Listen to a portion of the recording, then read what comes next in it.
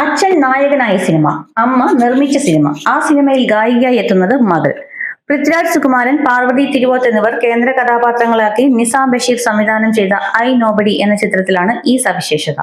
മികച്ച നിരൂപക പ്രേക്ഷക പ്രശംസ നേടി മുന്നേറുന്ന ചിത്രത്തിലെ സർക്കസ് എന്ന് തുടങ്ങുന്ന ഗാനം നായകനായി പൃഥ്വിരാജിന്റെ മകൾ അലങ്കൃത മേനോൻ പൃഥ്വിരാജാണ് ആലപിച്ചിരിക്കുന്നത്. ഇതേപ്പറ്റി സോഷ്യൽ മീഡിയയിൽ കുറിച്ചുകൊണ്ടാണ് പൃഥ്വിരാജ് സർക്കസ് എന്ന ഗാനം പുറത്തുവിട്ടത്. സംഗീത സംവിധായകൻ ജേക്സ് ബിജോയ് ഒരുക്കിയ ഗാനം രചിച്ചത് സെബ ടോമിയാണ്.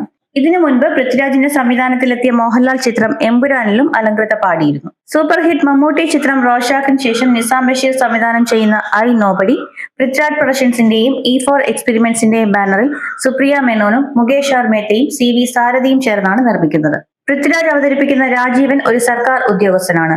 പാർവതി അവതരിപ്പിക്കുന്ന മീരയും 2 പെൺമക്കളും അടങ്ങുന്നതാണ് കുടുംബം. ഒരു ബാങ്ക് കവർച്ചയിൽ രാജീവൻ അബദ്ധത്തിൽ സാക്ഷിയാകുന്നതും തുടർന്ന് അയാളുടെ വ്യക്തിജീവിതത്തിൽ ഉണ്ടാകുന്ന പ്രശ്നങ്ങളുമാണ് ചിത്രം ചർച്ച ചെയ്യുന്നത്. റോഷാക്ക്, ഇബ്ലീസ് എന്നീ ചിത്രങ്ങൾക്ക് ശേഷം സമീർ അബ്ദുൾ ആണ് ഐ നോബഡിയുടെ രചന നിർവഹിക്കുന്നത്.